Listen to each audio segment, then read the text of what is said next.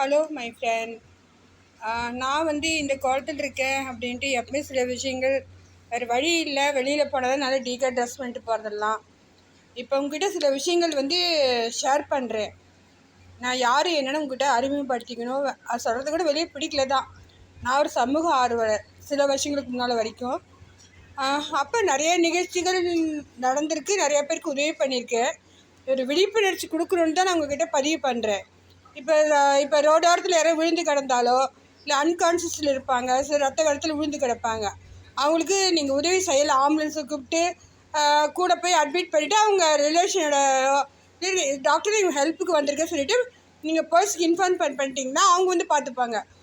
நீங்கள் பயப்பட வேண்டாம். ஐயோ நம்ம மேலே இது கேஸ் ஃபைல் ஆகிடுமோன்னா நீங்கள் பயப்பட வேண்டாம். ஏன்னா நான் பல கேஸ் மாதிரி அட்மிட் ஆகியிருக்கேன். ஒரே ஒரு நிகழ்ச்சி மட்டும் சொல்கிறேன். கொஞ்சம் கொஞ்சமாக சில விஷயங்கள் ஷேர் பண்ணுறேன் உங்ககிட்ட. ஒரு நாள் நான் சென்ட்ரல் சிகிச்சையில் தான் ட்ரீட்மெண்ட் எடுத்துக்கிறேன் பல விஷயங்களுக்கு. அப்போ வருஷங்கள் சொல்ல முடியல. ஒரு ஏப்ரல் மாதம் யுகாதி அன்றைக்கி ஒருத்தர் பெரியவர் வீட்டை விட்டு வெளியே வந்திருக்கார். பெருமாள் சாமி நாயுடு அவர் பேர். ஹார்ட் அட்டாக் ஃபேஷன் தான். இவங்க என்ன பண்ணிருக்காங்க, சென்ட்ரல் சிகிச்சையில் பார்த்தா அங்கே இருக்கிற டாக்டர்ஸ் எல்லாம் நாங்கள் அட்டெண்டர் இல்லாமல் உங்களை நாங்கள் ட்ரீட்மெண்ட் பண்ண முடியாதுன்னு வீட்டில் எல்லாம் கோச்சிட்டு வந்திருக்காரு. அப்போ நான் ஜிப்ரா கிராசிங்கிட்ட நீட்டிருக்கேன். அப்படியே சரிஞ்சு விழுந்தோன்னே பக்கத்தில் டிராஃபிக் போலீஸ் நிற்கிறேன். சார் ஹெல்ப் பண்ணுங்க அப்படிங்கிறேன்.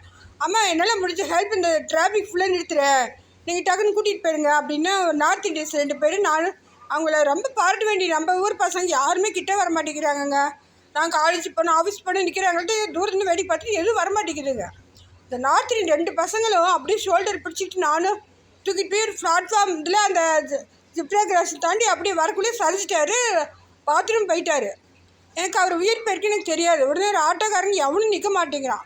ஒரே ஒரு ஆட்டோக்காரர் மட்டும் ஹெல்ப் பண்ணுறாரு. அவர் சொன்னால் அம்மா நீங்கள் ரத்த வெள்ளத்தில் கூட்டிகிட்டு வராங்க, எனக்கு ஆட்டோவெல்லாம் இதாகிடுச்சுன்னா நான் க்ளீன் பண்ணுறதுக்கு பல ஆயிரம் சில ஆயிரமே தான் சொல்கிறாரு அவர் க்ளீனிங் கொடுக்கறதுக்கு. இவர் எந்த இதுனாலும் நான் கூட்டிகிட்டு வந்திருக்கேன்.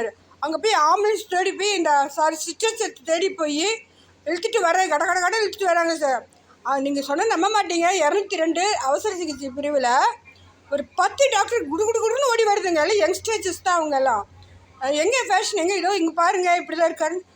சரி கொஞ்சம் வெயிட் பண்ணுங்கள், நாங்கள் உள்ளே கூட்டிகிட்டு போனேன். 10 நிமிஷம் கழிச்சு வெளியே வராங்க. மேடம் அவர் எக்ஸ்பைர்ட் ஆகிட்டாங்க. நம்ம கடகடன்னு நடுங்கிட்டேன். என்னங்க சார் சொல்கிறீங்க, நான் நல்லபடியாக கூட்டிகிட்டு வந்தேன்னு. அப்புறம் அங்கே இருக்கிற 2 பேர் சொல்கிறாங்க, இவர் 4 நாளாக வந்து பார்த்துட்ருக்காரு, நாங்கள் அட்டெண்டரை கூப்பிட்டு வர சொன்னோம், ஹார்ட் அட்டாக் இருக்குதுன்னு. அவங்க ரிலேஷன் யாரும் வரல, நாங்கள் அட்மிட் பண்ணால் திருப்பி அனுப்பிச்சிட்ருக்கோங்கிறானுங்க. உடனே நான் மறுபடியும் அழுது அவர் எதிர்க்க போய் நீங்கள் யார் என்னன்னு தெரியாது, என் கையில் உங்களோட உயிர் போகணுன்னு இருக்குது அப்படின்ட்டு அழுதுட்டு அப்படியே அவங்க டாக்டர் நீங்கள் போயிருங்கிறாங்க. நான் ஏங்க சார் பயப்படணும், ஸ்லீப்பர் பொசிஷன் இருக்குது, நான் கொடுக்குறேன்னா இல்லை நீங்கள் வேண்டாம் போயிடுங்க மேம் தயவு செஞ்சு அப்படிங்கிறாங்க. உடனே முருகன் அந்த டிராஃபிக் போலீஸ்காரர் அவர் என்ன பண்ணுறாரு, மேடம் நீங்கள் என்ன கொலை குற்றமாக பண்ணிட்டீங்க, நீங்கள் அவங்க பயமுறுத்துறாங்க, நீங்கள் அதெல்லாம் ஒரு பயப்படாதீங்க, கொஞ்சம் இருங்கன்னு சொல்லிட்டு என்னோடய ஃபோன் நம்பர் பதிவு பண்ணிவிட்டு அவரும் ஆச்சரியம்னா எக்ஸ்பைர்ட் ஆகிட்டாரா, நீங்கள் நம்பவே முடியல என்னால், நல்லா தானே கூட்டிகிட்டு போனீங்க, ஹார்ட் அட்டாக்கு இதெல்லாம் ஒரு அதிர்ச்சியாக இருக்குங்க மேம் எனக்கு அப்படின்னாரு. உடனே நான் அப்போ ஃபேஷன்னா நிறைய சீசன் டிக்கெட் அப்போலாம் வாங்கி வச்சுருப்பேன். பீச்சில் போய்ட்டு வெயிட் பண்ணுறேன். ஒரு ஃப்ளவர் பஜார் அந்த போலீஸ் ஸ்டேஷனுக்கு ஃபோன் வருதுங்க. மேடம் நீங்கள் கொஞ்சம் வாங்க, உங்கள்கிட்ட நான் பேசணும். போனால் அத்தனை பேரும் அப்ரிஷியேட் பண்ணாங்க, கை குடித்து இப்படி ஒரு இந்த காலத்தில் இப்படி ஒரு பெண்மணியா, ஒரு பெரிய விஷயம் பண்ணியிருக்கேங்க மேடம்ட்டு எஃப்ஐஆர் ஃபைல் ஆகிடுச்சு. இது நடந்து ஏப்ரல் 24. அதுக்கு முன்னால் ஒரு வாரம் கழித்து ஒரு பொம்பளை தான் சித்தா ஹாஸ்பிட்டல் ட்ரீட்மெண்ட் போயிட்டுருக்கேன் முடக்குவாத பிரச்சனையில். அப்போ ஒரு ஹஸ்பண்ட் ஒரு பொம்பளையும் தம்பின் பேர்லேயும் ஹரிணிக்கிட்ட என்கொயரி பண்ண வந்திருக்காங்க. உடனே ஹரிணி எனக்கு ஃபோன் பண்ணிட்டேன் ஹாஸ்பிட்டலுக்கு, வெயிட் பண்ண சொல்லு ஹரிணி நான் வந்துட்டேன். மேடம் பெருமாள் சாமி நாயுடுங்கிறது என்னோடய ஹஸ்பண்ட் தான். உகாதி அன்றைக்கி அவர் எங்களுக்கு நாங்கள் தெலுங்கு அங்கே கோச்சிட்டு வீட்டை விட்டு வெளியே போயிட்டார். பழவந்தாங்கல் போலீஸ் ஸ்டேஷன் கம்ப்ளைண்ட் பண்ணோம், நீங்கள் இது மாதிரி எஃப்ஐஆர் ஃபைலாக இருக்குது அப்படின்னாங்க. கழுத்தில் முத்து மாலை போட்டிருந்தாரோ அதை காணோன்னு ஒரு கம்ப்ளைண்ட். நான் சொன்னேன், மேடம் நான் அட்மிட் பண்ணக்குள்ளே முத்து மாலை பார்த்தது உண்மை தான், ஆனால் அது நான் எடுக்க கிடையாது, போஸ்ட்மார்ட்டம் ரூம்குள்ளே போகக்குள்ள யாரும் எடுத்துருக்கலாம் அவர் போஸ்ட்மார்ட்டம் பண்ணிட்டாங்க எஃப்ஐஆர் ஃபைல் ஆனதுனால. உடனே இவங்க வந்து சரி உங்கள் ஹஸ்பண்ட் என்னவா இருக்காருன்னா புதுக்கோட்டை அவங்க ஊர் ஏதோ ஒரு கம்பெனியில் ஒர்க் பண்ணிகிட்டு இருந்தாருங்களாமா. இப்படின்னு வாக்குமூலம் கொடுத்துட்டு அந்த லேடியும் அந்த தம்பின்காரரும் போயிட்டாங்க. கரெக்டாக ஏப்ரல் 24 எங்கள் கல்யாணம் நாள். எனக்கு கொண்டாடவே பிடிக்கல. நம்ம ஒரு உயிரை பறி கொடுத்துருக்கோம், நீ கல்யாண நாள் கொண்டாடாமன்ட்டு அமைதியாக உட்காந்துட்டு இருந்தோம். ஒரு பொண்ணு ஒரு பையனும் வந்தாங்க. யாருன்னு பார்த்தா அந்த பெரியவரோட பொண்ணும் பையனுங்களாமா.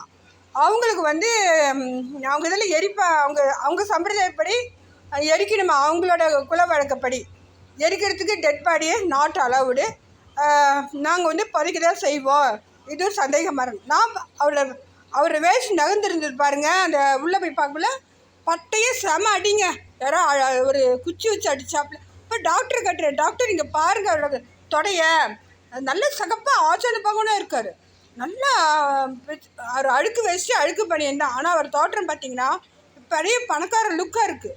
சார் செம அடி அடிச்சுட்டாங்க சார். என்னென்ன யாருக்கும் ஒன்றும் புரியல. நானும் வீட்டுக்கு வந்துட்டேன். அப்புறம் அந்த லேடிக்கு அந்த பொண்ணுக்கிட்ட கேட்டேன், அம்மா உங்கள் அப்பா என்னவா இருந்தாருன்னா அவங்க மாப்பிள்ளை சொல்கிறார் பெரிய கம்பெனி ஓனருங்களாம்மா புதுக்கோட்டையில்.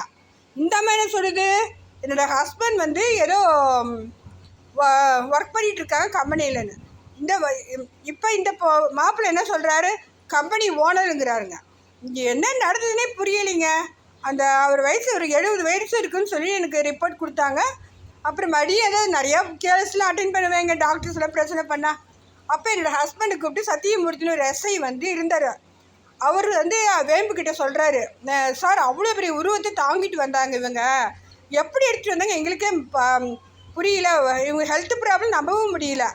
அவ்வளோ பெரிய உருவத்தை எடுத்துகிட்டு வந்து அப்படி ஹெல்ப் பண்ணாங்க சார் மேடம் அப்படின்குள்ளே இந்த விஷயத்தை எப்படி நான் சொல்கிறதுனே புரியலைங்க. இது ஒரு விஷயம். அப்புறமேட்டு நான் ஷேர் பண்ணுறேன்.